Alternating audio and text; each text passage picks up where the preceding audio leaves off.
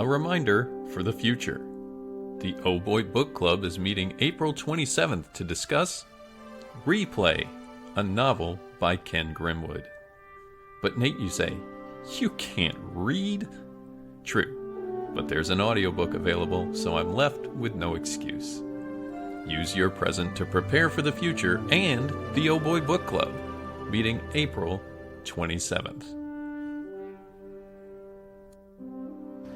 But what is this? When is this? Yeah, about that. So, this is today. Today is yesterday, and tomorrow is also today. It's one of those infinite time loop situations you might have heard about. That I might have heard about? Yeah. How do I stop it? I don't want tomorrow to be today. I want tomorrow to be tomorrow. Right. That's natural. Unfortunately, that's never gonna happen.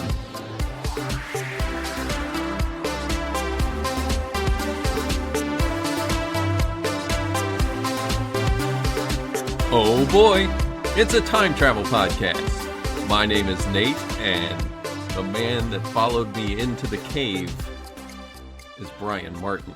Who was it that did the allegory of the cave? What's that? Was that Plato? Was it Socrates? Who did the allegory of the cave? I'm not even familiar. You're already over my head.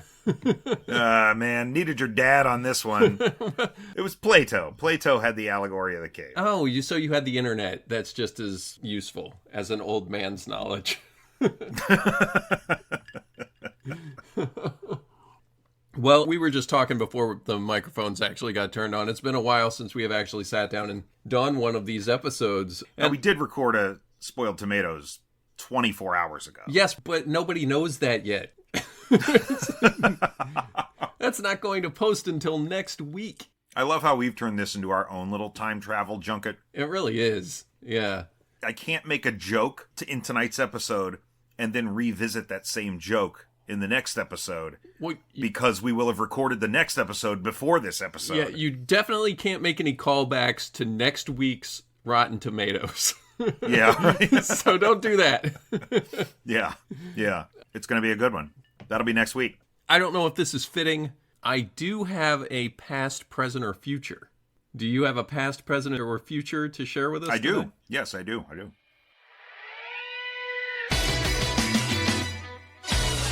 I'm writing this down. This is good stuff. Yeah, okay. Oh, let's go. Oh. Well, mine's the most famous of them all because I finally got over the hump, Brian. I got over Foggy Nelson's death. Wow! And began watching Daredevil Born Again Season 1. When did you do this? Wednesday night. Okay. Thursday night. Yeah, so I made a comment in the episode recorded last night that's going to be up next week. Next week, right. About how this week I've never felt more inclined to watch Daredevil Born Again. Right. Because Season 2 dropped. But you haven't done it yet. But I still haven't done that. No, of course not. No. I knew that couldn't... Oh, I should watch that. Daredevil's my favorite Marvel character, probably. Sure. You know? Great character. Great character. Charlie Cox is a great Daredevil. And I've watched 2 episodes. The Disney Marvel version definitely feels more superhero. Oh, okay. Just a little bit. Like, they're still staying dark. They're still staying bloody, gruesome, what have you. But he does a lot of swinging around on stuff. You know how he's got the Billy Club with the hook and he can swing through the city or whatever, and it works great in comics and stuff like that. They didn't really do that in the Netflix series, as I recall. I mean, there was a lot of walking and jumping, but yeah, here he's throwing his Billy Club out and swinging through the city to the next building and stuff like that. But I mean, that's probably what we would have wanted if we hadn't gotten the other show. That's true. You know, like if we were trying to say, oh, let's bring Daredevil to the screen, this is the kind of thing we'd be looking for, right? So I don't know. I just love that first show so much that it's going to be scrutinized frame for frame.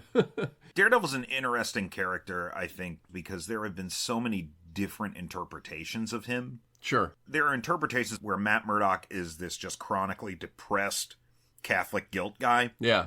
There are versions where he's just a happy-go-lucky kind of a buccaneer almost, you know, just swinging around. Right, like that was Mark Waid's take for a little while. Yeah, I mean, and that kind of reflected early Daredevil story, the Stan Lee stuff from the 60s. Yeah, Frank Miller's the one that gave him his edge. As is the case with a lot of Miller's work, a lot of writers and artists have been chasing him for the last 40 years. Right. And season 1 of the Netflix series was fucking fantastic. It was so good. And half of season 2 was really, really good. And yeah, that's a good show. I loved everything about it. And this one it's good too, so far. 2 episodes in, I'm digging it, and hopefully we'll find time to keep with it now that we're recording again. I don't know if he was in season 1, but I have seen that Bullseye is in season 2 of this show. Yeah, he's in it, but maybe not as Bullseye. It's the same guy. Bullseye was in the Netflix series, but he was... Oh, yeah. That fight, the Bullseye fight in the, what was it, in like the newspaper office or something? Right. That was fucking awesome. That was one of my favorite Daredevil fights in that series. That's what my present currently is, and hopefully the future. What do you have? I saw a movie that I hopefully is still playing in theaters when you guys hear this. It's called Undertone. Welcome to the Undertone Podcast, where we talk about all things creepy. I'm your in-house skeptic, Evie Babbage, and I'm joined by my believer co-host, Justin Manuel. You're gonna love this. I got something juicy. Ooh, do tell. 10 mysterious audio recordings from an anonymous email. Let's keep an open mind, Evie. Let me guess, it's a demonic possession. Okay, easy, all right. A24 released it, and very interesting premise. It's about a podcaster. Ah, okay. It's about a podcaster who is living with her mother, who is ailing. This woman and her mother are the only 2 human beings you see in the entire movie. Wow. Because it takes place almost entirely in this house. And it's playing now. This isn't a COVID movie Yes. we're talking about. No. This is in theaters now. Huh. And at one point, she gets on to record and is talking about how rough it's been lately with her friend, who is evidently a longtime friend that lives in London now, and they record this paranormal podcast together. And he Nice. said, do we need to hold off, take a break from recording, or do you need some time? And she's like, no, this is the only thing keeping me sane. Which is more or less what I said to you after my dad died. Yeah, I know. That's wow. But the cool thing about this movie is that sound is like the most important factor of it. Like all Okay. the ambient noise you hear, all the little ticks and dings you hear around the house. And as soon as she puts her headphones on, all that ambient noise cuts out. And all you hear is what she's hearing through her headphones. Sure. And there could be things happening in the house behind her or around her, and she's not aware of them because she's got her headphones on. It's a really, really great movie for anybody who's been sitting up in a quiet house at 3 a.m. just listening to music in their headphones when they think, wait, did I see something out of the corner of my eyes? Or did I hear something, you know? Yeah. Because her situation, as they record episodes of this podcast, gets progressively worse and worse. It is a horror film. You're all about horror films. So I really do like well done, original kind of horror films. And this movie wears its influences on its sleeve, I think.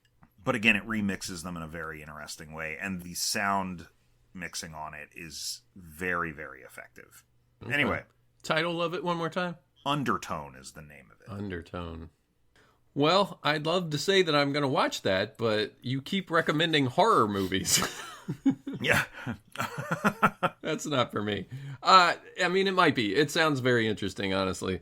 But so does Barbarian, and I never watched that either. Oh, I loved Barbarian. Yeah, and Weapons. again, Weapons was the next one. the director of that movie is doing the new zombie movie, the video game. What's the video game? Resident Evil. He's doing He's the new doing the new Resident Evil. That's Yeah. absolutely right. Yes. For somebody that's done kind of two well-received sort of indie horror moving mainstream that way. Could be interesting, I guess. Yeah. Yeah. I feel the same way about that I feel about Coogler getting the X-Files. You have earned my trust. Yeah. Is how I feel about this. I did read something on the X-Files recently. It sounds like it's a sequel series. Yeah. That sucks. They're leaving it open for Gillian Anderson to make an appearance and things like that, because she's expressed interest in I don't want... That's... I agree. I think that thing ran part its of, course.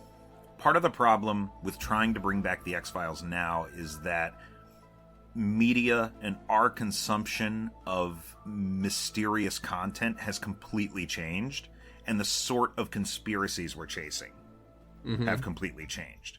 You know, it's not about UFOs anymore. There were people testifying before Congress 3 years ago, like, yeah, I saw the aliens. One of them made me a bologna sandwich. And, like, the culture didn't even pause. Yeah. That this man, this credible man, is up there saying, like, yeah, there were aliens. You know, we're not even there now. What are we talking about? We're talking about child sex rings in a basement of a pizza parlor. That's what we're talking about now, I know. You know? But outside of reality, from a storytelling standpoint, that X-Files series ran its course and into the ground for me. Several miles into the ground. Yeah, exactly. The thing that I don't like about that show is the legacy stuff. You remember how at the end Skinner got hit with a car and he was just dead? No, I don't. Did he? Was he killed? I'm pretty sure. We didn't even see. What the fuck? We don't know. He just got hit by a car and was like under the car. I just remember that the cigarette smoking man was alive, as well as the Emperor from Star Wars. It's like, oh, what? He's back? Right, yeah. Like, from where? How? It just got bad, and everything that I love about the X-Files is the Loch Ness Monster and the Sasquatch. All the mythology stuff I could care two shits about. For me, it's like, try it again, not let's keep going. But I digress. Speaking of trying again and trying again and trying again and keeping going. Oh, that's a good. Flawless. Yeah, flawless. We watched Palm Springs for this week's episode, and it's a time loop episode akin to Groundhog Day. Yeah. Very clearly an influence on this movie. For sure. Yeah. I mean, how do you do this type of movie without being influenced by Groundhog Day? Exactly. Well, why don't you tell me what it's about first? Whoa, wait a minute. Doc, are you trying to tell me that my mother has got the hots for me? Precisely. Palm Springs, released on Hulu in 2020, directed by Max Barbakow. This was his first major feature film, but he previously made several short films. Screenplay by Andy Ciara, also first major feature film, with a story by both of them, Barbakow and Ciara. Stars Andy Samberg, whom you know and love from his work with The Lonely Island and SNL and Brooklyn Nine-Nine, as Niles. It's an interesting name for a character who becomes fairly nihilistic. Kristen Milioti as Sarah. She's wonderful. J.K. Simmons, he's wonderful in anything, as Roy. Camila Mendez as Tala. Fans will remember her as Veronica Lodge from Riverdale. Oh, will they? I hope so. Tyler Hoechlin as Abe, who Nate will remember as Superman. Yes. From Superman and Lois. I liked Superman and Lois quite a bit, but I only watched the first season. Peter Gallagher, guys, is in this movie as Howard, Tala's dad. And I got to bring up Connor O'Malley is in this movie as Randy, one of the groomsmen. And Connor O'Malley is... Every time he shows up in anything, things are about to get a little bit unhinged. Okay. And then also, theoretical physicist Clifford V. Johnson shows up as himself at one point. Is that on the laptop? During this movie. He's on the laptop talking with her. All right. Which I thought, wait a minute, that was not him. But it was. It's pretty cool. Every day starts the same. Niles wakes up to the whispered voice of his girlfriend, Misty. It's the day of her friend Tala's wedding, and Niles is here as the bridesmaids +1. Niles makes the most of this sunny November day at a Palm Springs resort. Some days he enjoys the wedding, especially the open bar. Some days he disrupts the entire event. Occasionally he ventures out into the desert, where he's hunted by a mysterious assailant named Roy. And while each day may end differently, it always begins again. The exact same way. Caught in a time loop for an unknown but clearly substantial amount of time, Niles' inescapable predicament is complicated the night, or at least a night, he befriends Sarah, Tala's misanthropic half-sister. Intrigued by Niles' flippant attitude towards the wedding and the attendees, he even seems completely unfazed to see his girlfriend cheating on him, Sarah follows Niles into the desert. While hoping for a little privacy, they are instead interrupted by an arrow lodging itself in Niles' back, fired by Roy, a man we learn was inadvertently also trapped in the time loop at some point, who now takes the only delight in life he can find by inflicting pain on Niles. A wounded Niles takes refuge in a nearby cave, which is glowing, as, time caves do, with red energy. Sarah follows him in, and she wakes up that same morning. As she demands answers from Niles, he explains that the loop is inescapable, and falling asleep or dying merely resets the loop back to the beginning. Recognizing each other as kindred souls either by fate or circumstance, Niles and Sarah embrace a life free of consequences, living each day like the next will never come. But just like any vacation, eventually the desire for purpose begins to creep in. Growing increasingly nihilistic, Sarah reaches a breaking point when Niles lets slip that the two of them had hooked up many times during his time in the loop. Feeling betrayed, Sarah begins avoiding him, leaving the resort every morning before he wakes up. Lost and despondent, Niles comes to realize that his relationship with Sarah was deep and meaningful, searching tirelessly for her and desperate for her companionship. Sarah, meanwhile, has decided to take agency over her fate, using her days and days away in pursuit of a means to break the time loop and re-enter a life she never truly appreciated before. Reunited, Niles and Sarah make one more fateful trip into the desert, hoping that they'll live to see tomorrow. Yeah, I see you over there eating olives. I got olive, baby. You've got olives. I don't have anything to eat tonight. Doesn't even bear mentioning that I'm drinking the same cocktail that I drink every time now. Oh, okay. Back to the Bulldog and Sprite. But are you drinking with that, or is it just a snack tonight? These are two great tastes that do not work together. I've got my Myrto-made Cafe Mocha chocolate coffee liqueur here. You mentioned that on the podcast before. Is that the bottle you stopped for because you enjoyed it at the... Yeah, it is. Yeah, it is. Yeah. Yes. Eagle-eyed listeners will remember your... There are rewards for listening. It rewards you for paying attention. Yeah. Wow, this movie. What do you think? I liked it. Yeah. It kind of takes the Groundhog Day thing, but does something a little different with it that makes it engaging in a way I wasn't prepared for. And the thing it does is that it presents us with a main character who's in the loop before the movie starts. Yes, that's my first note down, too. That's the thing that makes this immediately engaging for me. We have no idea how many times Niles has lived through this day. Right, and he's not even sure. Right. But when we are introduced to him, he's already knows where everybody's going to be and can dance in unison with other people's actions on the dance floor. Yeah, that was a very creative way to start the movie, for sure.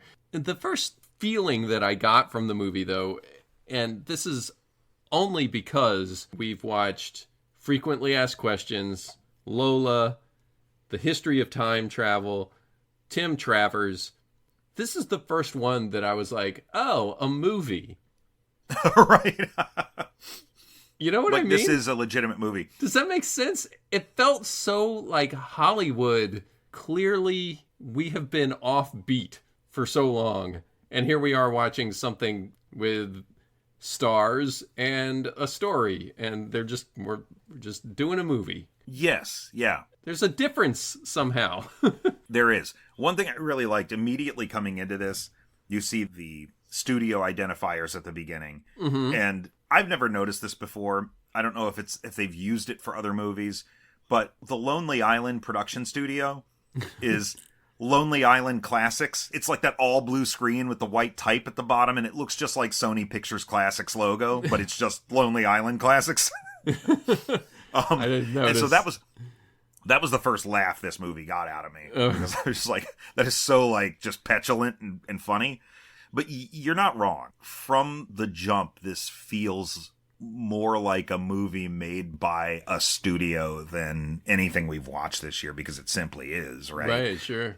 And there are actual producers behind it. Yeah, we have people that you've heard of. We haven't exposed ourselves to this kind of thing all season long. That's true. Even Somewhere in Time, even though it was studio, it was so old that it doesn't feel the same. Mm-hmm. The other things, you feel like you're either picking out a gem or like discovering something that maybe people don't know about. I had heard about this movie before I watched this movie. And it had, That's true, yeah. And it had good word of mouth. So I was primed and ready to watch it. It makes it sound like I didn't enjoy it. I certainly did. And it's a good movie. I just needed to point out the fact that it's a different medium compared to what we've been covering so far this season. Yeah, you're right. You're right. I heard about this movie when it came out, because this one released actually during COVID. That's actually older than I thought it was. Yeah, You it said was 2020. Yeah, I didn't. Yeah, I thought it was newer than that too. But I remember hearing about it. I remember it getting very, very positive word of mouth, and then I just never watched it. Like most things. It's warranted. Yeah, something that's interesting, as I was just reading about the movie and the production of it. The plot with these two characters was the starting point. The time travel aspect didn't come in until late in the game for them. Oh, really? Yeah, their initial plan was to make a movie that was sort of like a romantic comedy version of Leaving Las Vegas. Okay. And you could still see that in the sort of hopelessness that pervades a lot of the movie. Mm-hmm. Mm-hmm. As far as these two characters being stuck in the time loop. Eventually they get to this point where nothing matters. But the time travel thing kind of came in late for them, which is interesting. Yeah, it really is. Because part of me was thinking Groundhog Day, but what if? Then put your little hand in mine. Then put your little hand in mine. There ain't no hill or mountain. Then put your little hand in mine. There ain't no hill or mountain we can't climb.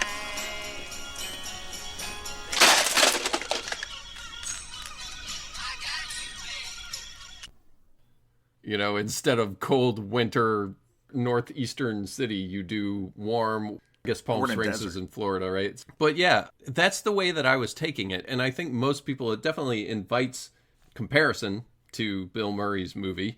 The same kind of idea. People think about Groundhog Day first on these types of things. In fact, now that I'm thinking about it, when Andy Samberg's character brings up the fact that he's like, oh, you're in one of those time loop things. You've heard of them. You know what I'm talking about. You know what I'm talking about. That I might have heard about. Yeah. I'm surprised he didn't just say it's like Groundhog Day. Right. Like, I feel like he probably considering could have how many gotten away with characters that. out there are so quick to reference Back to the Future in movies. Yeah. Including movies that are clearly derivative of Back to the Future. Right. Yeah. Please tell me you've seen Back to the Future. Of course. Oh, thank God. Think of me as Marty McFly, and I use the time machine to escape a killer. Yeah, no, he doesn't actually mention it. But he could have. I imagine he could have gotten away with that. But yeah, there's a new aspect to the Groundhog Day conceit. And like you said, it starts with the character fully entrenched in this loop. Not only entrenched, but comfortable. Right? Yeah. Comfortable is the word for it. I don't know what it is. It could be life, it could be death.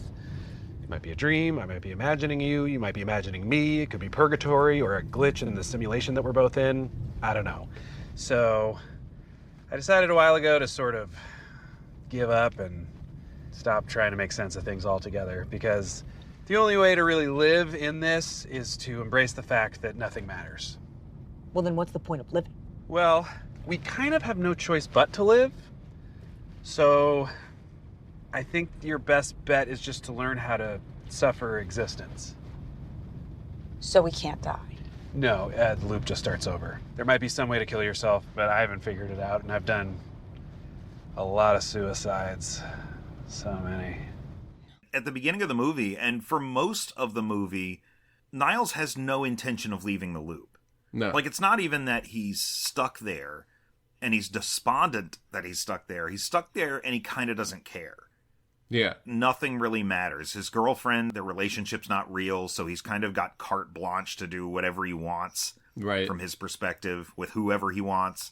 And it's only through the other people stuck in the loop with him that he gets any sort of revelation about what life could be like outside of the loop. Right. And I think a lot of that he's resigned to, right? Because it did seem, as he was explaining it to Sarah, that he had tried several times to break the loop. So it's not like he didn't try to get out of it at first, but when you're stuck living the same day in Palm Springs with really no rules and no problems, infinite money, because it's just going to refill tomorrow.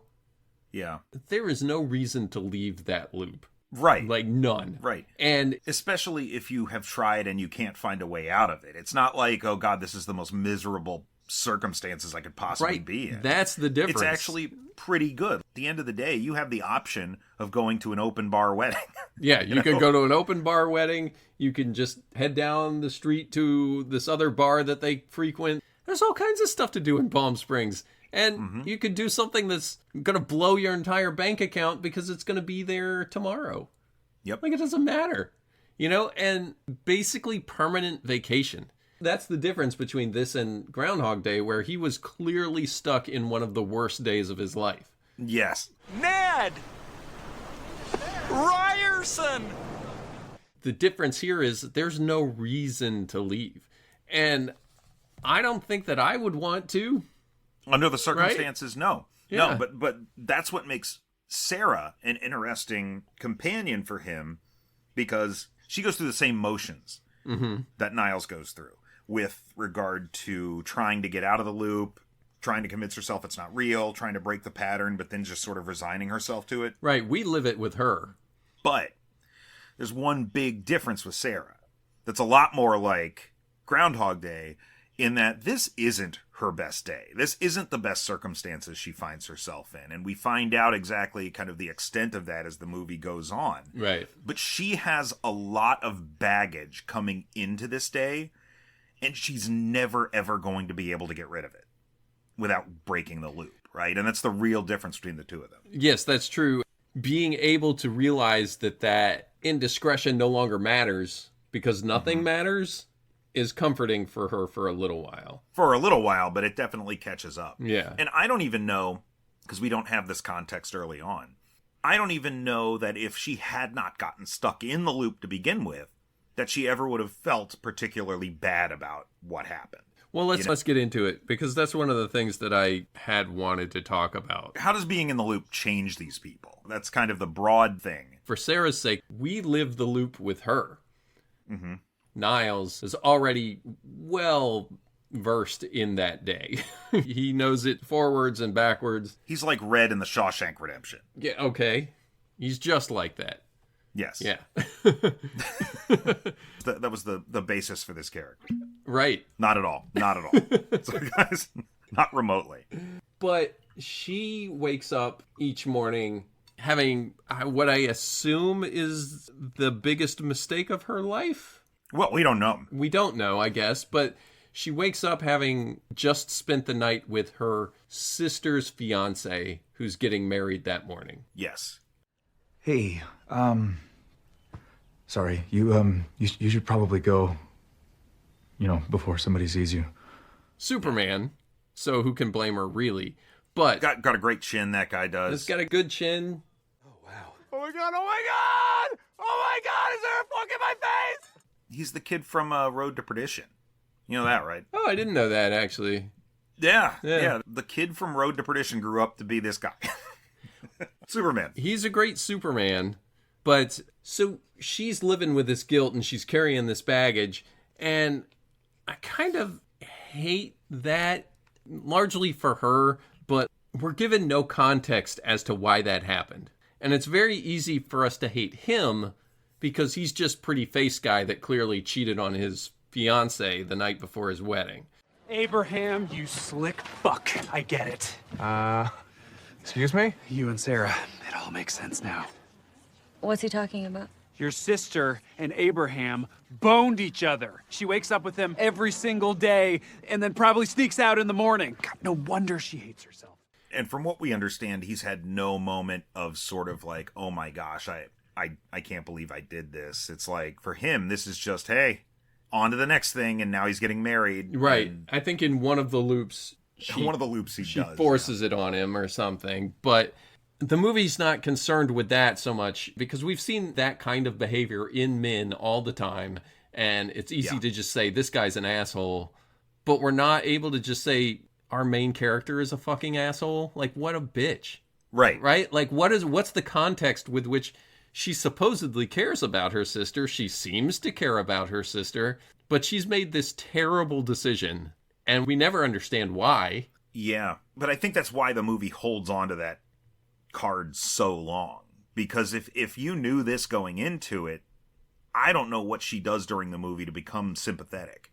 But she's already a sympathetic character by the time we find out what she did. But through her ongoing experiences going through November 9th over and over again, she has clearly changed as a person. She's definitely from paid who a she penance. was before. Right? Yeah. The version we're seeing now acknowledges that this was a horrible mistake. Whereas the version we got in the first scene of the movie wouldn't have done that. She's drinking and drinking and drinking at this open bar and refuses to speak as a maid of honor. You don't realize exactly what she's done. You think she's just, people hate weddings, etc. But looking back at it after this revelation about halfway through the movie, 3/4 of the way through the movie, her behavior makes sense. But again, at some point, once Niles discovers it, I'm left wondering, well, okay, but like, why? Like I guess I don't know her. It's a good reveal. It's like, oh my God, really?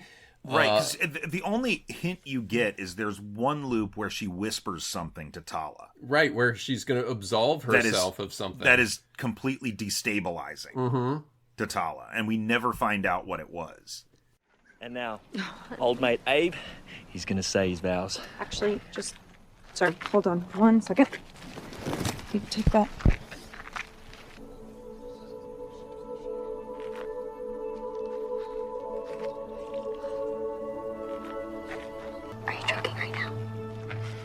Right. It's also the loop where Sarah has said, oh, well, I know how to get out of it. We just have to be good people. And we have to be our best version of ourselves, which is how these movies typically go. That's true, yeah. And so she tries it and she does this thing and she's like, oh, I'm for sure finished. We're out of the loop. But no, that didn't work out. Maybe it's a karma thing. What is? Yeah, what if it's like, to get out of this, you have to be selfless and then you're free. It's about $100 candy bar and I'm still here. Yeah, but not like that, like real acts of selflessness, like the bone marrow shit that Tala does. Like what if, oh my God, what if life just keeps going for everyone else here, but not you and me until we've earned our way out? You've really never thought about this before? Yeah, no, I've never thought about the multiverse. All right, fine. Let's say you're right and that would work. What's the most selfless act you can think of? Something that would guarantee this day to end. Is that also... when we see them outside at the ceremony and the earthquake hits, Connor O'Malley, I mentioned Connor O'Malley's in this. He plays one of the groomsmen. Like, he just completely fucking freaks out at the earthquake. And what he shouts is, Hey, this place is... Get off me! Get off me! I should never have left the Great Lakes! This place is a nightmare! It's over. It's all right, Randy. Everything is great. Sorry. Like, it's just... if you guys aren't familiar with Connor O'Malley, just go on a YouTube. Go down the rabbit hole. Yeah. Go down the rabbit hole. The man is hilarious. But I might have to do that. I'm not familiar with him. I like that it's given her character a reason to sort of unburden herself. Mm-hmm. But, I mean, I don't know if it's just me, but like that's seemingly one of the worst things that you could do. Like, yeah. In movies, it's just sort of like, oh, I made a mistake. But in, like, reality, on a wedding night, can you, like... Can you imagine? I can't imagine. No, I can't imagine. In some kind of real-life circumstance where she's slept with her sister's fiancé, that blows everything up. Almost inexcusable and unapologetic. And if you take the movie out of it, I don't know that I ever speak to this woman again. If I'm the sister, if I'm the one getting married, Yeah. I don't know that I ever talk to her again. Completely destabilizes. But I think where it ends it, I mean, like... Well, it gets solved by, okay, I guess we're never going to talk about this. And you and I, husband, guy, are going to keep this a secret from her for the rest of our lives. That's basically it. Yeah. So how do we know that this guy's not a total fucking asshole that's just going to do it again? I mean, I'm a little scared of Sarah in this movie. If she threatened me the way she threatens him. Well, she does make him cry at some point, so... Yeah. Like, I think that's an attempt to say, okay, well, this will fix it because he also thinks of it as a mistake. But it's only in that one loop. Right. Otherwise, he's just, like, doing drugs or something in their apartment. And again, like, yeah, whatever. and again, nobody grows as a person in that loop outside of our core characters who are in the loop and recognize it. Yeah. Yeah, there was one loop where we saw him sort of repentant when she aggressively called him on it. Yeah, yeah. But even that didn't seem completely genuine, you know? Not 100%, yeah. He's in the shower just sobbing. Yeah. So yeah, that's fair. But he opens that scene with, hey, you better get out of here just in case somebody comes up. Right. Like, if you're ready to break down in tears in the shower because you're called on it, like, you kind of feel like that conversation would be like, oh my God, I can't believe what we did. You got to get out of here. No, this feels like something that's probably happened before. Exactly. You know? So, like, this guy's a sleazebag. I don't want the sister to marry him. And if I'm going to feel that way about him, we have no context to see why she's any better. That's true, yeah. So it's like, she's a sleazebag. What the fuck? You know, like, why do I like this person at all? Except that Niles likes her. And you know what? Fuck all of you. Sarah's a good person. But we've lived through so many days of experiencing her without knowing that. Yeah, exactly. We already... As far as our relationship with her in this movie, what happened between them might as well have happened 10 years ago. The two of them have lived so many days since that happened that she turns into a person who never would have done that to begin with. But the problem is that the loop resets at a spot where she has to keep realizing and remembering, oh, this is what I did. Yeah. I think she's grown to a point where it's not what she would have done. By the end, yeah, maybe. Yeah. It's more like we've already made friends with her and then find out that she's done this thing. Then what do we think? You know, like, do you write a friend off because they've made a decision that's so horrible? I have done that in my past. Like... There's a movie that is out now when you're listening to this called The Drama, also an A24 movie. Okay. Has Robert Pattinson and Zendaya in it. Okay. They meet, they go on dates, they fall in love and stuff. They're going to get married, and they're hanging out with two of their friends one night, and they go around the room and share a secret that they've never told anybody. And whatever she says is enough to destabilize the entire friendship, relationship, everything. And it becomes this just, like, from what I understand, looking at the trailer and hearing people talk about it. Oh, you haven't seen this movie? No, it hasn't opened yet. Oh, but when this... when God damn it! Out, when you guys are listening to this That's episode, it. It's out. We are recording in order from now on. Yeah. It opens on April 3rd, so it opens next weekend. But it looks wild as hell, and it looks like it's kind of addressing the exact same, the exact thing you're talking about. Like, something in her past that she did is so... egregious. Yes, that no one can get past it. Yeah. Well, every successful movie, every successful story takes a character through some manner of change. As far as this movie is concerned, Sarah is living of the same day over and over again until she learns to really revel in that mistake, I guess, until she becomes repentant on it. Yeah. Where Niles is waiting for a reason to get out, which becomes his relationship with Sarah. Now, does that side of the movie work for you? Do you believe that relationship enough? I believe in the relationship enough, but I also can acknowledge that the only reason Niles ultimately wants to leave the loop is because he knows Sarah's going to leave the loop. Yes. It's almost not a decision he actively cares about. But because she's like, well, whatever, I'm leaving. Yeah. He's like, I gotta leave. If I want this to work, I've got to leave with you. I need my life back. And I am asking you if you want to leave this place and come with me. And I'm saying no. But I'm also asking you to stay. Right. And I hope that listeners have gone and seen this movie first, because what I'm about to say is going to make it sound like it doesn't work. And I feel like it probably does. But there's a period where in your synopsis, they get in an argument and they break apart the way romantic comedies do. They go their separate ways and you think things are ruined, and then they have to come back together. And so she goes off and tries to find a way out and studies quantum physics and science to find her way out of the time loop. Yeah, which is brilliant. Yeah, it is. It's great. That's a brilliant thing. And he keeps living the loop, looking for her day after day after day. And she thinks she has a way out, so she comes back to him. That's when she comes back. With a typical romantic comedy, two characters come back together and realize that they're right for each other. This one really feels more like she's just like, yeah, okay.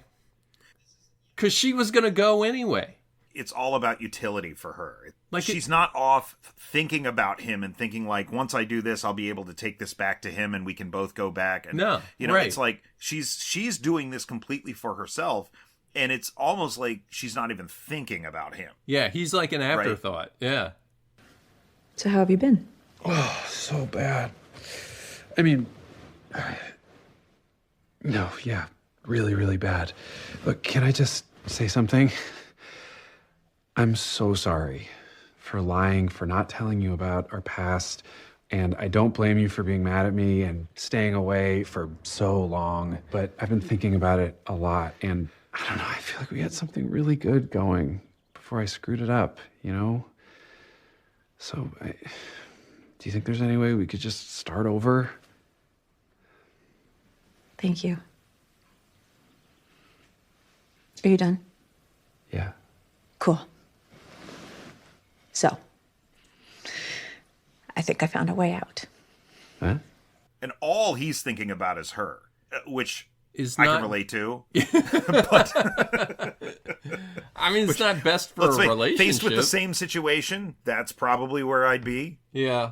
But she's off, and yeah, part of it is kind of played for a laugh. And the movie does something that I think is pretty clever here that completely removes her from the equation. So the whole time you're thinking that she's leaving every morning before he wakes up because she's mad at him and does not want to see him. Right. And he just wallows in that. And you are wallowing in that. You don't see her for a solid 10, 15 minutes. And then when we finally see things from her perspective, that's not really what's happening at all. She's just leaving, clearing her head. I mean, she was definitely upset at the start. And she's definitely intentionally leaving before he can find her. Yes. Yeah. Yeah. Because she doesn't want him to find out about her indiscretion.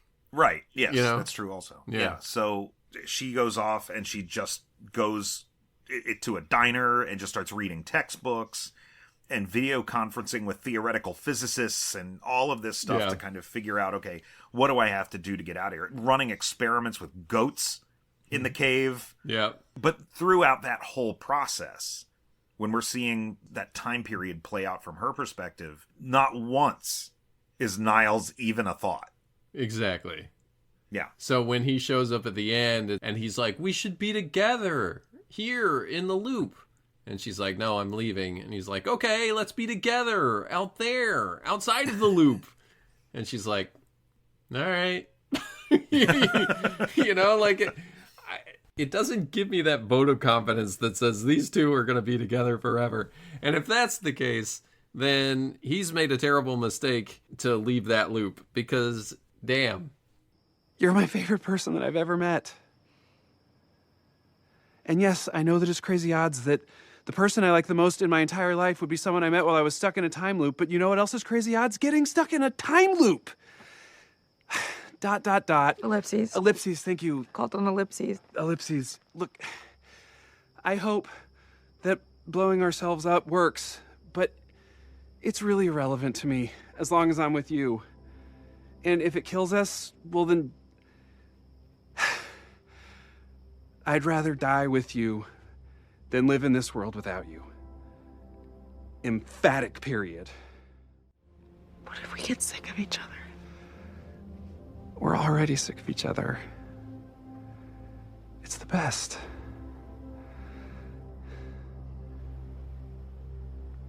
I can survive just fine without you, you know. But there's a chance that this life can be a little less mundane with you in it. Yeah. Less mundane. That's a super low bar. That's a great place to start. Like, I mean... Yeah. He had a pretty good thing going in that loop, didn't he? He had a good thing going, and I honestly believe that if I were stuck in a situation like that, that would be really hard to give up. I was really trying to think, if you're living that kind of day over and over and over again, we're not talking about the worst day of your life. Ned! Ryerson! You know, we're not talking about like the normal day that you get up and go to work every day. This was like no strings attached. This is a destination wedding. Yeah. Yeah. Do whatever I want, like all day, every day. And I was trying to think, like, what's going to get me, Nate Bowden, out of a loop like that? And it was really hard to think of anything that would drive me to leave. I'm serious, like 100% serious. I can think, like, if I was in a Wile E. Coyote Roadrunner situation, like Roy and Niles are, I'd probably want to get out of it eventually. Maybe. I mean, or just but that's getting only brutally murdered. It's only like every 4 or 5 loops or something. Every once in a while, he'll come down, right? Roy's got a great arc in this, too, though. Yeah, we'll definitely want to talk about him. But just to say, sheer honesty, the only thing that I could think that would be bad about his situation is that if you had a creative pursuit, like this podcast, or even just a drawing or a story you're writing, every day it resets and you've lost everything, and you'll never see a creative project come to fruition. That's frustrating. That would be the worst. But outside of that, I mean, like, why not? Like, it was very difficult for me to find an uncomfortable scenario in that. Yeah, I mean, if it was a wedding that did not have an open bar, that might be a problem. Right, but that's the point. You know? It's not. It's an open bar wedding in Palm Springs. You don't have to worry about your bank account. You don't have to worry about what you're going to eat. You can eat something different every day. You could do just about anything. And, like, I don't see the downside. It was really hard to see a downside for me. Yeah, I mean, that's fair. That's fair. I never once considered I'd want to stay in it, but now that you're talking about it, I'd be like, yeah. Well, yeah. I mean, granted, much like Roy, we have children that are growing up that we're going to want to see those lives flower and foster that relationship as they grow up. So, yeah, sure, long term, I could be convinced to watch my son grow up.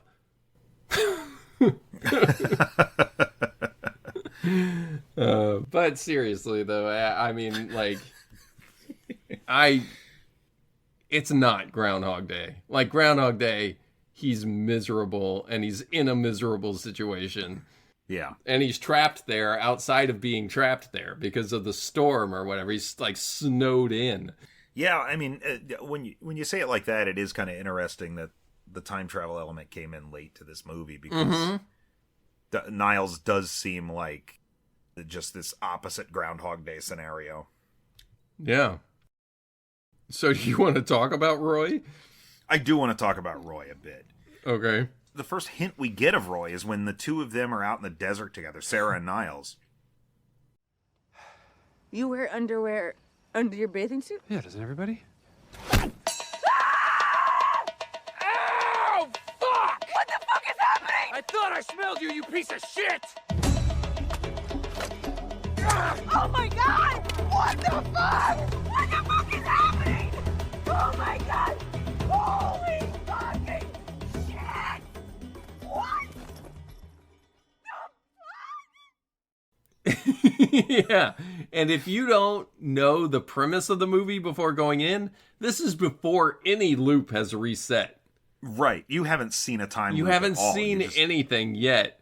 and he gets hit by an arrow, somebody hunting him, and you think it's like a game for sport or something. It's insane. But Roy is really my favorite wild card element in this entire movie. Oh, because for sure. Much like Niles, we don't know when Roy entered the loop. We don't fully understand the circumstances. We know they partied together one night and that Roy was a guest at the wedding. Right. And they partied together, and obviously they both ended up at the cave. Yeah. Whatever night that was. And Roy is perpetually hunting Niles because it's the only way he can exact any sort of revenge. Yeah. For what he's done, trapping him in this loop, just like causing him immense amounts of pain daily. Because pain is real. Yes. It doesn't matter if you die and it starts over, the pain is real. But eventually, we get to a point where Roy is disguised as a cop and pulls them over. And Sarah basically runs over him, just crushes him between their car and the cop car. Mm-hmm. And after that, Roy stops hunting Niles. Because he spends time in the ICU and dies slowly in the ICU. Yes. Right? It gives him a new perspective on the time loop that he also can't get out of. Man, it's really cool that there can be more than one character stuck in the loop. That's what's also every different. One of them have a different experience. Mm-hmm. Mm-hmm. When we get to see Roy's home life, Niles eventually comes to Roy's house, which is great. Yeah. And Roy and Niles just sit out in the backyard talking about the experience of being in the time loop. And Roy talks about taking stock of his life, taking stock of that specific day, and waking up with his wife and having breakfast and spending time with their kids out back. And just like little Joey's watering dog shit. Yeah, that's great. So this is your life? Not bad, huh? Beautiful wife, beautiful kids. Little Joey is watering dog shit. It's weird, but it's beautiful. It's weird, yeah, but it's beautiful, you know? Yeah, he decides to appreciate living the same day over and over and focus on the same thing each day, where Niles and I just want to do whatever we want every day. He's taking stock in the fact that this is a good day. This is kind of the ideal day, yeah. Yeah, and Sarah's over here living her worst day and using it to better herself. So Sarah really does have the right idea, though, because what would I do with a day like that?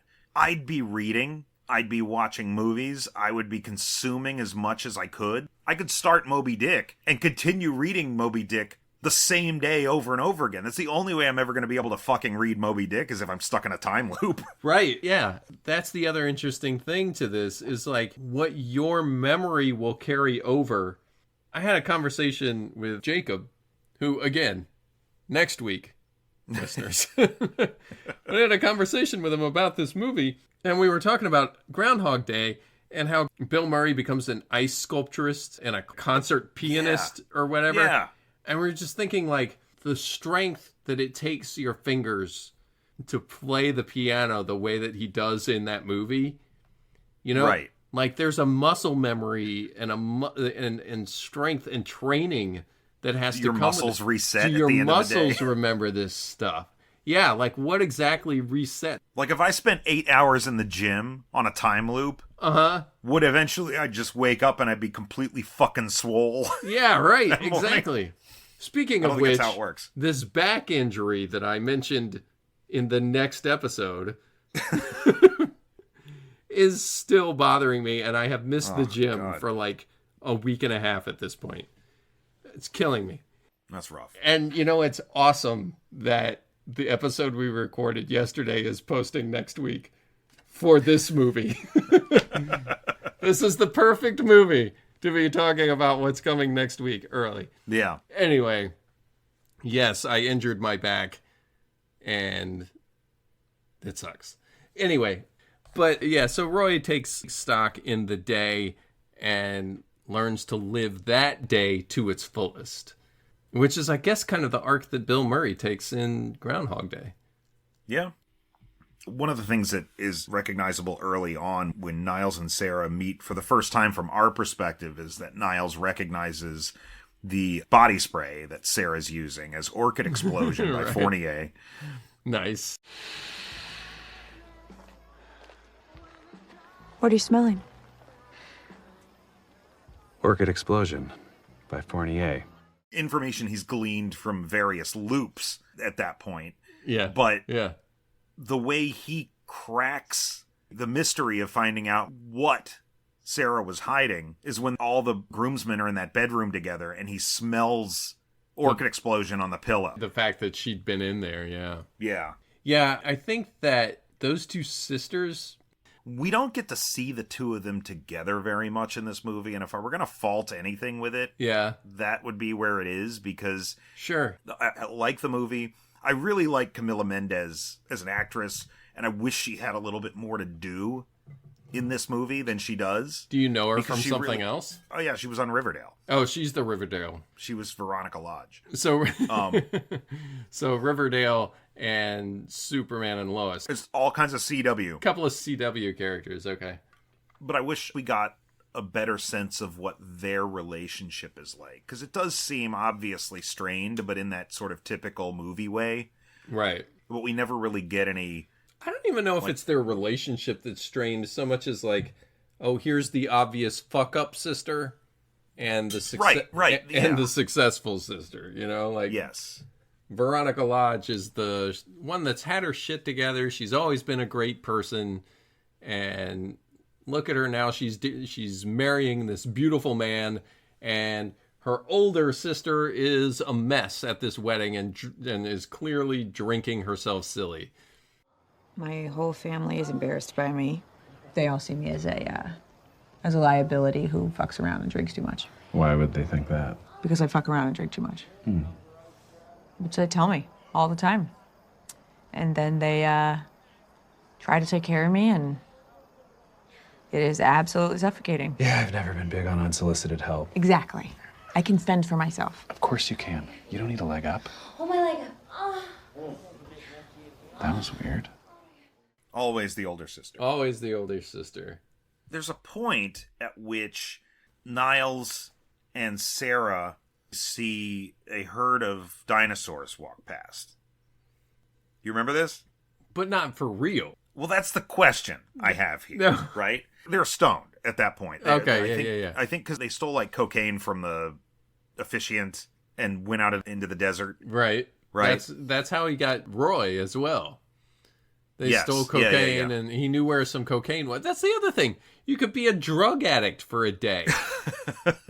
So does your body not get addicted to that stuff? If you've done that one day and you wake up in the time loop the next morning, is your body still dependent on that? Or do you get that same high every time? Now, wait a minute. The morning after Niles and Sarah actually hook up in the desert, doesn't she sleep in later the next day? Maybe. And that's why Abe came in the room? When we find out that she spent the night with Abe. I thought she woke up a little bit late. So that would imply that there is some sort of like physiological memory. Ooh. Right? Beyond just your mental memories carrying over day to day to day. I wonder.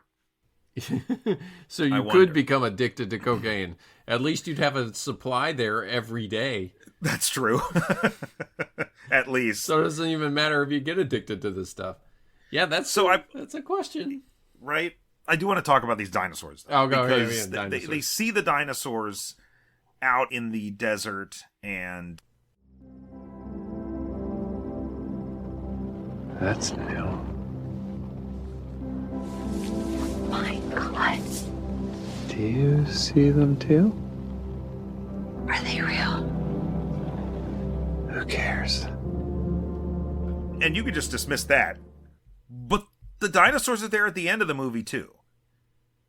When the camera pans up on November 10th from that swimming pool and looks out over the desert, the dinosaurs are out there. Okay. So, like, I don't know what to make of that, honestly. I don't know whether the dinosaurs were...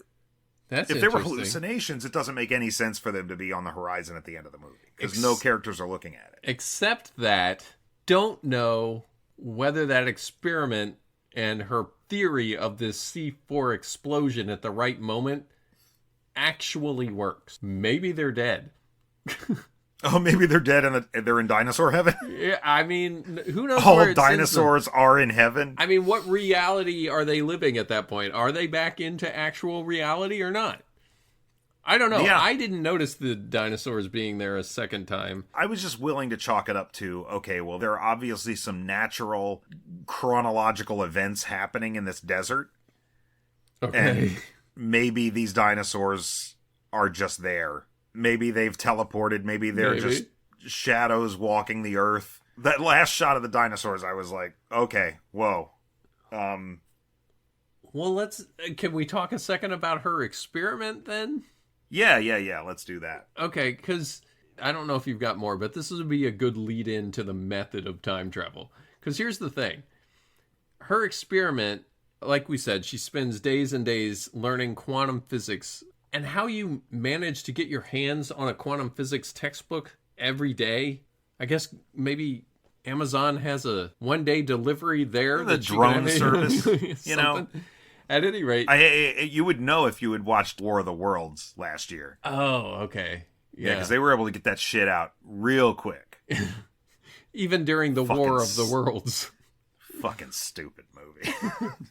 I think about that movie way too much. Well, then it's done its job.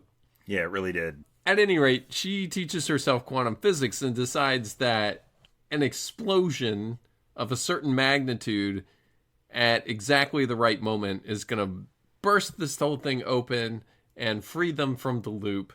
We are trapped in a box of energy. We get out of it by escaping the box in the 3.2 seconds it takes to travel through the loop itself.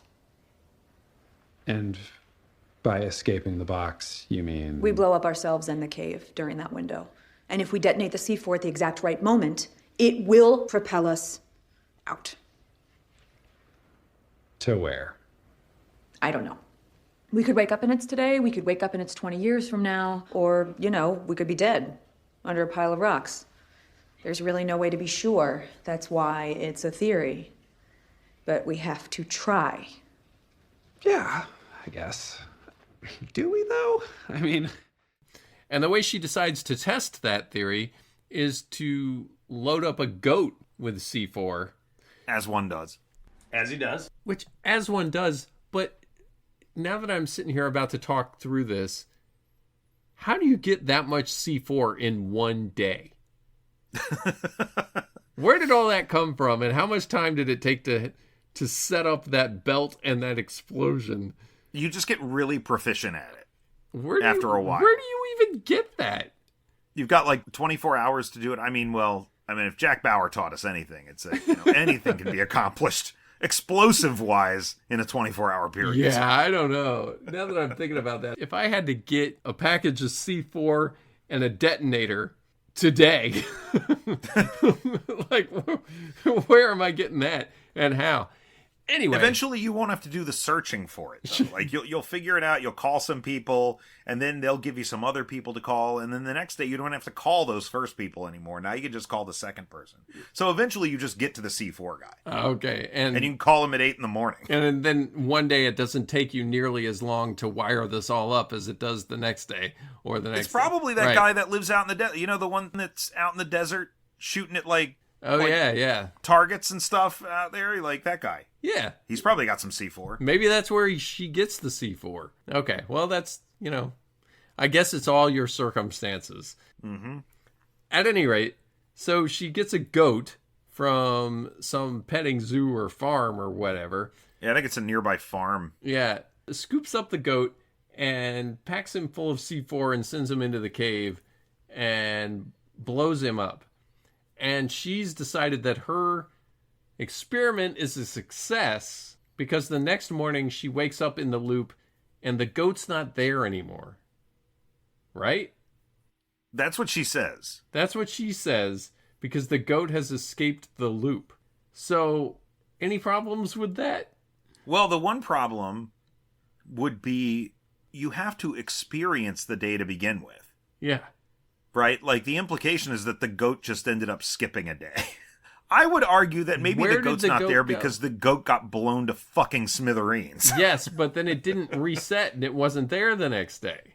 Right. So that's Yeah. what she's saying is that, oh, well... Where does that leave them at the end of the movie? Because we know that they went forward, because we see them on November 10th at the end, but Yeah. we also see the loop again Yes. in a credits scene. There you go. That's what I was getting Andy at. Samberg's still there on that day. It's not like he's just plucked out of that day now, right? Not only that, but he's living some version of that day that ended up being the final version of that day.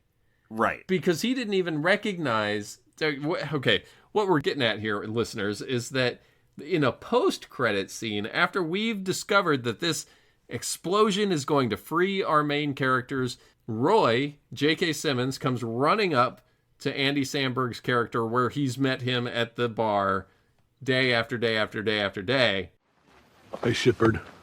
I got the message from your girlfriend last night. That is a pretty crazy theory. You really think it could work? I'm sorry. Do I know you? I'm Niles. Hi. Hi.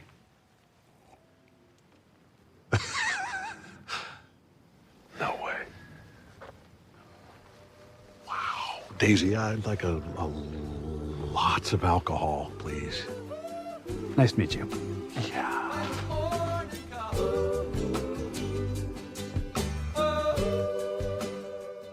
What the fuck? And Roy and Roy smiles because he recognizes that if he doesn't know who I am, that means he's escaped the loop. That he's not lived to this isn't day. the Niles that has been living over and over again. This is a prime version of Niles that is living the day clean. Yes. Right? But the Niles that escapes the loop has all those memories. And wouldn't be that same one that turned around and says, I'm sorry, who are you? You Right. know? He knows who Roy is. So the next day. We're talking multiverse then. Well, it's an interesting kind of headache-inducing to think of this sort of perspective. What would happen if on November 10th, Niles and Sarah went to Roy's house? Is Roy there or is he not there? Right. Right? Well, Roy's not there. He's in a time loop and he's going through the same day over and over again. This is where it's cool that this thing has three different perspectives, three different people experiencing a time loop in it, but this is exactly where it gets kind of wonky. One of the things that really, and this is going to sound really fucking dumb maybe, I don't know. Good. One of the things, it's about time, Brian. Yeah, finally you say something stupid. Nate's just going to sit back, take a drink. One of the things that kind of blows my mind about our physical life and our physical world is like when I'm looking at a mirror, and I see myself in the mirror, I see my surroundings, and then somebody else comes over from this angle and is looking at the same mirror, they see something totally different than I do. Now, we're both looking at the same object, right? From a different angle. From a different angle, and it just is so... It hurts my brain to think about, like, perspective as it relates specifically to a mirror. So because you're looking at something that looks perfectly tactile and stable in front of you, but it changes completely dependent upon where you're standing and how you're looking at it. It's just a piece of fucking glass with, like, you know, it's just... So what you're telling me is that you are one of these people that has this mind blown from those TikTok videos of people not understanding that since I have this towel held up in front of the mirror... Oh, fuck, man. You should not be able to see. Can the mirror see my head moving? Yeah. How does the mirror know what I'm doing if I've got it covered? The mirror is inanimate. It don't know nothing. How can you see what my head is doing on the other side if I've got this up in front of me? Because I can see your reflection. How does the mirror know what I'm doing on the other side? The mirror doesn't know what you're Is doing. it showing what I'm doing on the other side? I think Yeah. there's a camera in the mirror. Right. Right. That's exactly right. You know, my point here because of is that and cones. My point here is that that in our physical world is weird to me, and I think about that a lot more than I should. But but let's take that and apply it to a narrative. Okay. Right? All right. Where typically we really are experiencing a story from a very specific point of view. Right? Sure. the outcome of this movie is dependent upon 3 different points of view. 4 if you count the goat. You know, it's just... The goat's got a point of view. So hey, as soon as the goat goes into the cave, he's in the loop again, right? So I think these questions can't be answered. Yeah. You know, like the movie sets up this story, but there could not be a version of the story where those 2 characters go to Roy's the next day. Because it breaks the story. Right? There's no way to resolve this until Roy himself escapes from the loop. Right. I feel like if you're writing this, all of the rules that have set up thus far, if they got out and on November 10th they went to Roy's house, they are now living in a world where Roy was never in the loop. Ah, I see. So Roy is just trapped in there forever. Until he gets out. So Roy wouldn't know them. Right. If they showed up, Roy wouldn't know them. Because so then how do they know each other, right? Well, I guess they know each other because they both went in and blowed up together. I mean... There are a lot of questions. There's a lot of reasons that they could maybe not know each other. Clearly they do because they remember each other and their memories have survived. But like, yeah, from a November 10th perspective, everybody else at the wedding will be like, how do you even know each other? Right. You know, like you just happen to be there and now you're inseparable for some reason. I can survive just fine without you, you know. Yeah. You seem like you know each other better than any of us know one another. Yeah, or if you showed up at Roy's house, Roy would be like, I'm sorry, who are you? Because the only way to resolve it is parallel universes. Yeah, it's got to be multiverse. Yeah, would have to be. He mentions that as well. He says something, you think, oh yeah, like I haven't thought of the word multiverse. Which I thought was really funny. Yeah. But, yeah, it doesn't necessarily work for the goat to suddenly not be there in the next loop, but then have Andy Samberg be there in the next loop. The goat should be in the loop. Yeah, the goat should be in the loop. The goat should be in the loop, but it should still trust you. Yes. Even though you blowed it up in a cave. Yeah, right. Like, the goat should still be there, but it should be goat that's just living that day. So, yeah. Plot hole. Plot, drive a truck through it or something. I guess. Maybe. Yeah. I don't know. Plot cave. It's a post-credit thing because we can't leave Roy trapped in the loop because Roy is the character that gave us our venue out of it, right? For Niles. As Roy came to accept his circumstances and to live the best of that day, he gets forgiveness in that moment from the audience, right? Yeah, and he tells Niles, you have to find your Irvine. Roy is living in the suburbs in Irvine, California, and loving it. You need to find your Irvine. Yeah. And his Irvine is evidently Sarah. Right, and so he sends our hero on the path that we want him to travel. So he's kind of the wizard character, right? The wise... Yeah. In your hero's journey, kind of the guide. So... we can't just leave him in the loop living that same day over and over again. And so we come back to him, and this is how we decide to show it, but it kind of throws a wrench in all of our plans, narratively speaking, I feel. It does give Roy a little nice bit of closure, though. Oh, and yeah, no, you can't just leave Roy there. You can't. Yeah. He's the first one to turn over a leaf in the way that you would really like to see. Yeah. So, yeah. But all in all, like those minor nitpicks on what's generally a pretty fun movie. How much laughter did you get out of this, Brian? I didn't get a lot of ha-ha laughter out of it, but I was amused throughout. And I think that Samberg and Milioti have really good chemistry together in this movie. I can survive just fine without you, you know. I agree. Like, they're really entertaining to watch together.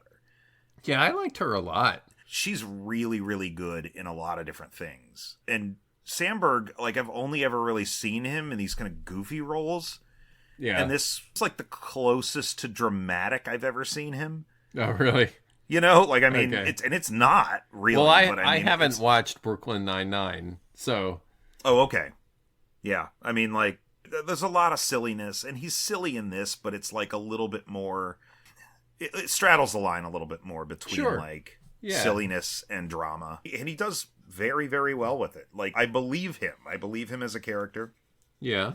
Yeah, I really love the two of them. I wish we got more of them together. Yeah. All in all, I don't laugh at things. Trying to think if there was a moment that really made this a comedy for me, but... I laughed at Connor O'Malley's stuff. Connor O'Malley also the one that the morning that Niles comes out after he can't find Sarah and is like, guys, have you seen Sarah? And you can find her. Connor O'Malley's the one sitting there and he's like, seriously, did she tell you guys to do this? Okay, maybe you didn't go in the cave, but she told you to do this, right? I don't feel safe with him in the house. I feel like we should call the cops. That's like, honestly, I don't feel safe anymore. Okay, yeah, that's nice. That's nice. I gotta say, there's a timeline going where this poor woman fell on the pool and busted her mouth to shit on her wedding day. And all of her teeth came flying out. She'll be okay. I'm taking Tala into town. This dentist glues teeth. This woman was beyond repair. I'm sorry. Oh, yeah. Well, it was like Abe took a fork to the face one time. Yep, Abe took a fork to the face. Well-deserved. Well-deserved. Sure, yes. So, yeah, we're left believing that Abe is just going to be an asshole later. Probably. He hasn't learned any lessons. He doesn't learn a lesson, except that he's been threatened in, theoretically, the last day in the loop. Yeah. He's been threatened by Sarah. But I digress. Are we ready to talk about time travel? Yeah. Okay. If you're gonna build a time machine into a car, why not do it with some style? The method of time travel in this is a cave and glowy lights. A cave of wonders. It's a cave that you walk into, and then if you walk deep enough, the opening titles from Big Bang Theory start playing. That's that's basically the way I would describe it. Is that right? Are you aware of that M. Night Shyamalan movie, The Beach That Makes You Old? Yeah, I am aware of The Beach That Makes You Old. What's it called? It's just called The Beach. It's called Old. It's called Old? Oh, it's called... Yeah, it's called Old. The Beach That Makes You Old. I think it was called The Bus That Couldn't Slow Down. That's right. No, I'm stealing that from another podcast I used to listen to pretty regularly. The beach. They called it The Beach That Makes You Old. But it's kind of the same situation, right? I mean, it's like, there's no reason for it to be there. No, I mean, the earthquake and the earthquake opens it up. Yep. And somehow on the first loop through, this cave opens up and Niles happens to be there and makes his way into the cave on the first. This is how it starts. Right? Wasn't it he found out his girlfriend was cheating on him? Misty was cheating on him. Probably. And then he wandered out into the desert. I imagine that's how it happened. Yeah, I guess they don't specifically say that, right? But I don't know if they do or not, but I would imagine that's what happens. Yeah. His girlfriend, we definitely noticed that, and he seems to not care at all. By the time we meet him, he doesn't seem to He care probably at all. He took some time to get over it. Yeah. One would think. Maybe. Right, a couple but of loops. How long was he in there? How long do we expect that he was in there? Oh, it could have been thousands of years. Could have been. I think it was a very long time. Yeah. It was, because here's another thing, and I think it could be more attributed to the mushrooms they were doing. But she at one point asks him what he did. What about your life before you got stuck in here? What was your job? I honestly can't remember. Oh my God, that's bullshit, Niles. No, I'm serious. Wow, it's been such a long time. These are fantastic mushrooms. I think that was supposed to be a reaction to the mushrooms or whatever it was they were doing. Right? I didn't get that. I thought it was actually like he was in the loop so long. I don't know, because by the end, when they're out, he's like, oh, I gotta go feed my dog. I need to go pick up my dog. Oh, you have a dog? Yeah. This is his name, and this is where he's staying, and this is who has him. He remembers all of that. Yeah, he remembers all that, but he forgot his job? Like, what he does for a living? I think in the hierarchy of things you remember, dog comes before job. Probably. But even so, I might have to go back and look at that scene. But I think the implication at the time was that maybe he was in the loop too long. But by the end, it's not necessarily that. I think it was the influence that he was under. But okay. I mean, I don't know. We never learn what he does or where he lives. And maybe Sarah and he live on opposite sides of the country because it was a destination wedding after all. That's true. Maybe so. So who knows how all that's going to work out, but I digress. It's a cave. The cave, there's something very like Star Trek, the original series about this. You know, just a glowing landmass that you walk into. I feel like this makes it seem stupider than we would allow Star Trek. Oh, they found this cave on a planet. Yeah, this is in the desert. It doesn't really matter. No. That's the thing. It doesn't matter. And whether the dinosaurs are real or not, there is some power in this desert. I gotta go back and look for these dinosaurs. The dinosaurs are there at the end of the movie. Okay. Just walking off in the horizon. All right. But yeah, it's a glowing cave. You walk in, you repeat the day over and over again. Yeah. That's the method of time travel. I feel like we've seen worse. Yeah, well, sure, we've seen worse. Have we seen worse this season? I think... All right, well, where would this stack up next to... All right. Well, here's what... The water closet time. Oh, yeah. Where did that fall? It's in last place right now. Oh, really? Yeah. Behind self-hypnosis. Behind self-hypnosis and the city. Why did we like self-hypnosis again? I don't think we did. At that point, we were like, yeah, well, it's better than the city. Yeah, but you liked the city. How did you... I really love the city. I think the city is better than this glowing cave. I think that we need to go back. I need to go back. But and although listen to both that of those episode. movies are about moving land. I think that I need to go back and listen to that episode to figure out how you allowed self-hypnosis to lay higher than the city.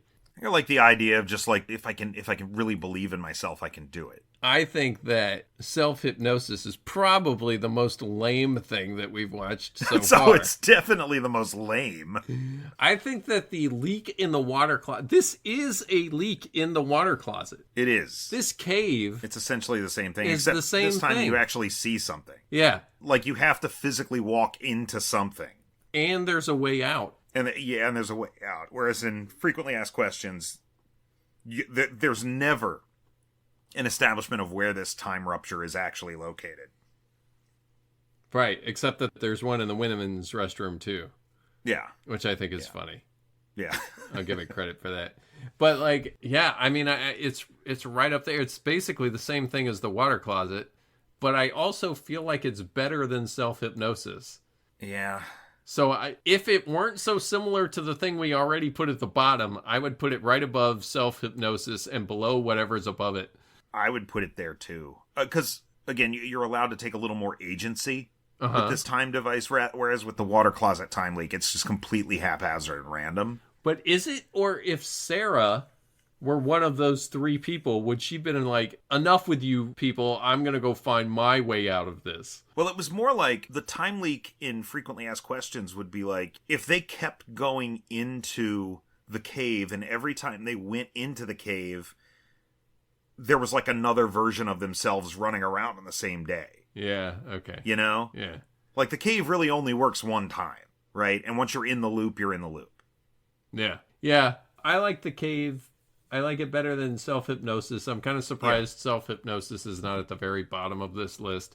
Yeah, I am too now. I don't remember why. Frequently asked questions came before Somewhere in Time, right? Yes, and the reason... So I really don't know. I think the reason that we liked it at the time is that we were so enamored with how easy it was to break and just the fragility that came with, like, all you have to do is be reminded of the fact that you're not in that time. And it shattered everything. And that was kind of cool. But the actual... That is kind of neat. Yeah, and the actual effort to get back there... was also kind of cool, because you had to remove all of, like, the modern devices from your general, like, immediate area. Yeah. All that said, Magic Cave is still better. Yeah, Magic Cave better than that. And what's right above Magic Cave now? Right above the cave is Tim Travers' time machine. Yeah, which is basically an archway that you walk through.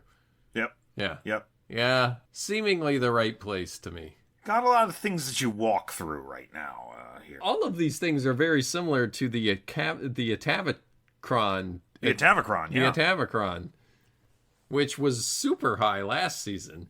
Yeah, but the Atavachron had, like, discs you could put in it, you know? And it was Star Trek, so... It was Star Trek. So it was smarter then.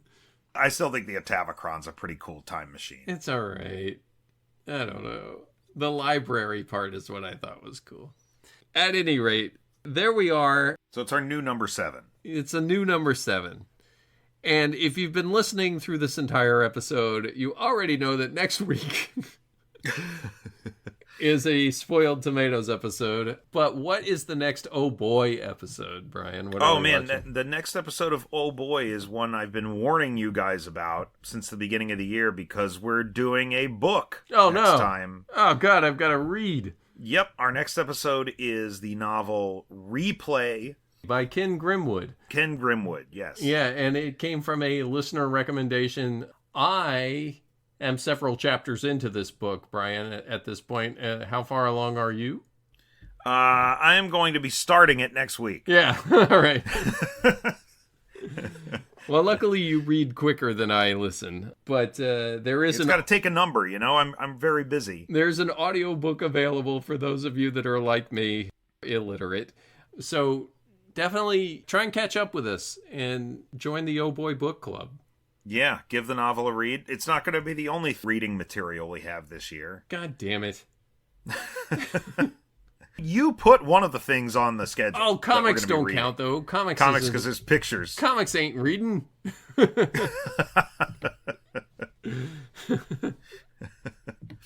Well, all right, guys. Thanks for listening. Join us next time for Ken Grimwood's Replay. Please remember to subscribe to the podcast. Remember to like it, and like it on an intrinsic level, I mean. and if you feel so inclined, also write us a review. 5 stars only. 5 stars only. Only acceptable thing wherever you listen to the show. Yeah, look, if you got a gripe, send us an email. But yeah, right. If you got a gripe, send us an email at ohboyqlpod@gmail.com. And you can follow us on our socials. We're OhBoyPod on Blue Sky, Instagram, Threads, and Letterboxd. Letterboxd. Have you been keeping up with that? Yeah. All right. I got the haiku posted for whatever that last one was. History of Time Travel, yeah. All right. Until next time, I'm Brian. And I'm Nate. And we'll see you in the future.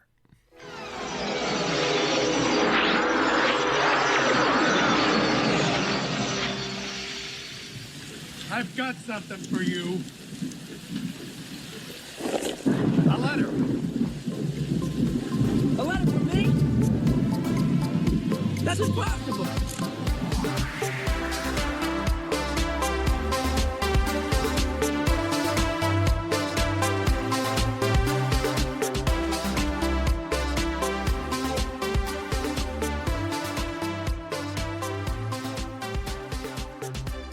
I actually have a fan letter.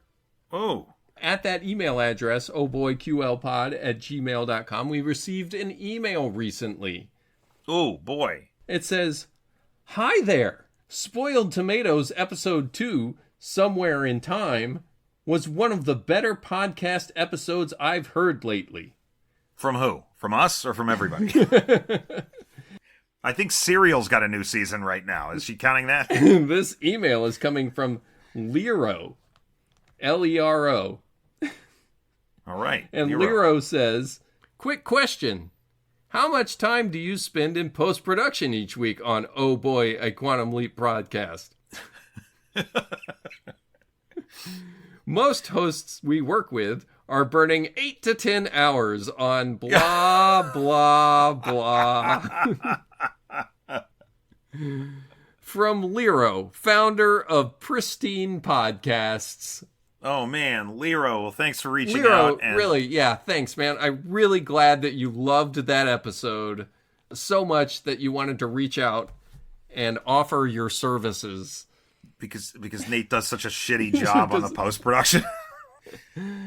Yeah. Oh yeah. I get a lot of those. We get some a lot junk of those mail. emails. That's basically like a Svetlana email. It's definitely Svetlana for sure. We're on to you, Svetlana.